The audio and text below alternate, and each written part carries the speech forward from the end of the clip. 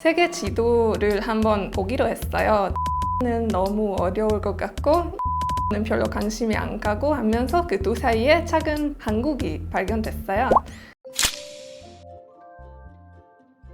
안녕하세요. 헝가리에서 온 루카라고 합니다. 반갑습니다. 네, 저는 한국에 온 지 이제 거의 6년 됐어요. 저는 어렸을 때부터 언어 공부를 좋아했거든요. 또 이렇게 다른 나라의 문화, 다른 나라의 역사가 되게 재미있었어요. 그래서 어렸을 때부터 이제 영어하고 이탈리아어 이렇게 언어를 집중하면서 공부를 했는데 또 대학 갔을 때도 이 두 가지 언어를 전공하게 됐어요. 근데 제가 이 분야에 대해서 관심이 별로 없다는 걸 깨달았어요. 이제 전공을 바꿔야겠다라는 생각이 들었어요. 뭘 배워야 될까 하면서 당연히 뭐 수학 공부나 의학 그런 건 안 되겠지 하면서 다른 언어를 공부하면 어떨까라는 생각까지 들었어요. 그래서 세계 지도를 한번 보기로 했어요. 제가 진짜 전혀 모르는 나라가 있을까 하면서 아시아 쪽을 보게 됐어요. 중국어는 너무 어려울 것 같고 일본어는 별로 관심이 안 가고 하면서 그 두 사이에 작은 한국이 발견됐어요. 한국이 어떤 나라일까? 제가 별로 들어본 적이 없는데 이러면서 한번 도전해봐야겠다 이렇게 생각을 했어요. 그때 부다페스트에서 추원가리 한국문화원이 열렸어요. 그래서 거기서 이제 한국어를 공부하게 됐고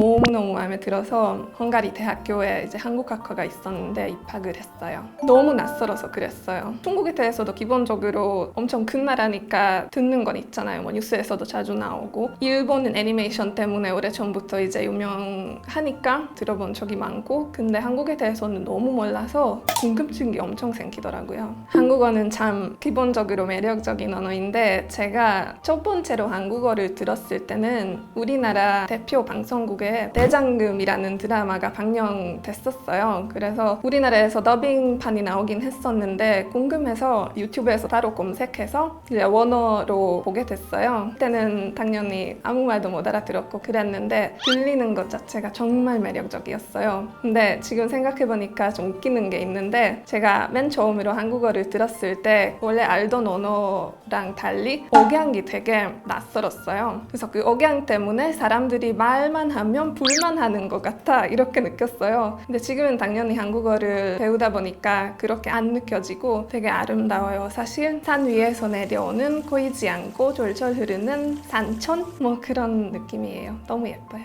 물 흐르듯이 너무 예쁘게 제 귓속으로 쑥쑥 들어오는 그런 언어요. 발음을 생각했을 때 상기역, 상띠긋 이런 건 헝가리에서도 있긴 있는데 그렇게 정확하게 발음 안 해도 헝가리어를 잘 알아들을 수 있어요. 근데 한국어에는 그래도 발음이 정확해야 상대방이 알아듣는 거죠. 어하고 오 소리가 있잖아요. 한국어에서. 헝가리에서도 있긴 있는데 또 어떻게 발음해도 상관이 없어요. 오라고 발음하든 어라고 발음하든 알아들을 수 있는데 한국어에는 이것 때문에 맞춤법이라든지 아니면 발음을 정확하게 배우는 거라든지 진짜 어렵더라고요. 저는 한국을 처음 왔을 때 너무 커다랐어요. 이제 인천공항에 도착을 하니까 갑자기 사람도 너무 많고 시끄럽기도 하고 또 서울 가다 보니까 아파트만 보이고 한강도 헝가리에서 흐르는 강들보다 훨씬 넓고 크고 근데 그러면서도 이런 현대화된 도시 속에서 예를 들면 경복궁 같은 데를 방문하면은 과거 한국의 역사, 한국의 문화 정말 깊이 느껴지는 거예요. 그래서 그것들을 보면서 이 시끄럽고 엄청 빨라진 도시 속에서도 마음의 평화를 찾을 수 있는 그런 인상이었어요. 그렇게 말할 수 있어요. 한국과 헝가리의 국토는 거의 비슷한데 한국은 인구가 5천만 명이라면 헝가리는 1,000만 명밖에 안 되거든요. 그래서 수도인 부다페스트 인구도 아마 200만 명이 안 될 거예요. 그래서 서울은 1,000만 명 이상 살고 그 경기도 수도권 쪽을 포함하면 인구 절반이 살잖아요. 그래서 그것 때문에 엄청 복잡하게 느껴져요. 있었죠. 왜냐면 저는 이제 한국에 관심이 생기다 보니까 한국 학과도 나오고 전공하고 한국에 대해서 엄청 많이 이제 공부를 했어요. 그래서 드라마도 보고 영화도 보고 이제 책도 많이 보고 했는데 그래도 실제적으로 와보면 드라마에서 몰랐던 아니면 책만 보면 알 수 없는 그런 것들이 느껴져요. 비슷하긴 했어요. 사실 저는 드라마들이 모든 상황을 오버한다고 그렇게 생각을 했어요. 근데 그러진 않더라고요. 딱 두 가지를 언급하자면 하나는 이제 사람들이 서로들끼리 소통하는 방법이 있어요. 한국에서는 존댓말, 반말을 구분하는 것이 엄청 중요하잖아요. 아직까지도 그 유교 사상 때문이기도 하고 뭐 언어 구성 때문이기도 한데 사람들이 되게 존댓말, 반말을 나누면서 예의를 지키는 거예요. 그런 것도 신기했고요. 저는 사실 드라마 볼 때는 이거 좀 무리하게 강조하는 것 같은 느낌이었는데 한국 오다 보니까 정말 그러더라고요. 헝가리에서 예를 들면 제가 고등학교 나오고 나서 많은 선생님들과 이제 존댓말 안 하고 반말하게 됐어요. 어차피 이제 더 이상 나의 선생이 아니잖아요. 근데 한국에는 그런 건 없어요. 한국에는 이제 한 번내 교수라면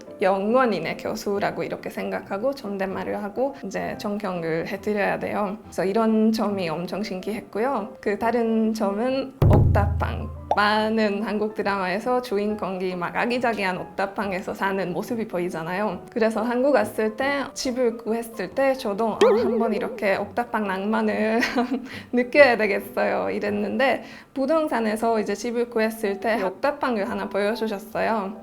그래서 이게 내 기회다 이렇게 생각해서 계약을 했어요. 해가 지는 것을 보면서 옥상에서 간잔하거나 정말 그런 아기자기한 모습이거나 그런 건 낭만이 그대로인데 겨울에는 너무 추워요.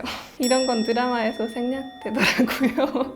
많은 것들 중에 하나 고르기는 쉽진 않지만 바다였어요.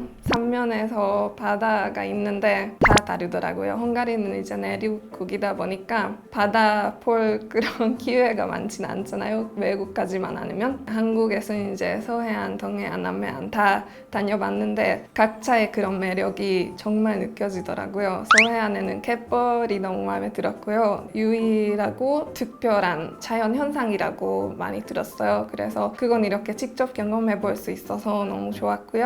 남해안은 또 섬들이 계속 보이잖아요. 그래서 탁 트인 바다는 아니고 섬이 많이 보이는 거 매력적이고 동해안은 그냥 탁 트인 바다가 매력이죠. 네.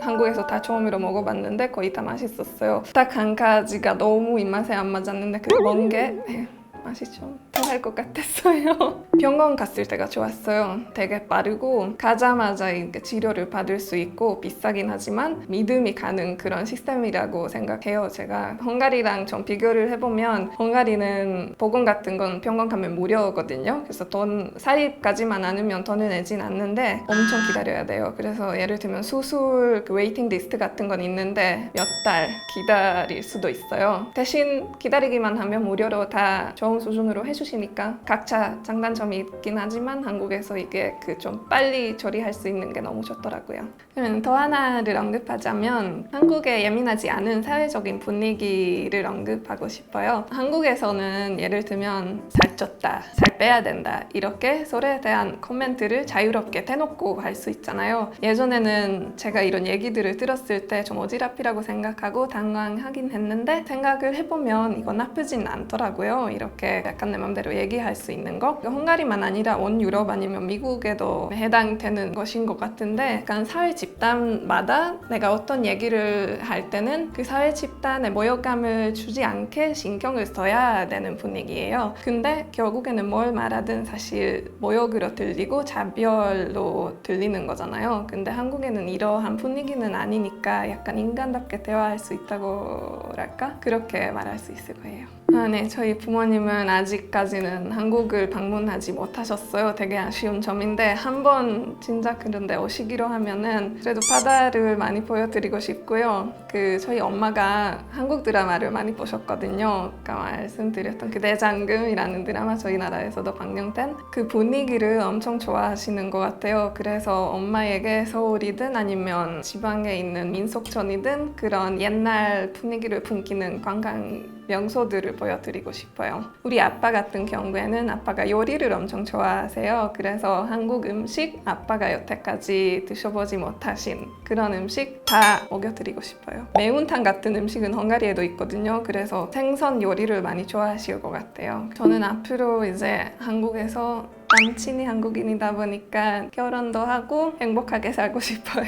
그리고 한국에서 생긴 여러 취미가 있는데 예를 들면 노래방 다니는 것도 그렇고 목욕탕 다니는 것도 그렇고 그리고 등산. 헝가리 국토 대부분은 산이 아니라 평야거든요. 산 올라가는 것, 그 정상에서 한국을 내려다보는 것 그게 되게 신기해서 등산을 앞으로 많이 하고 싶어요.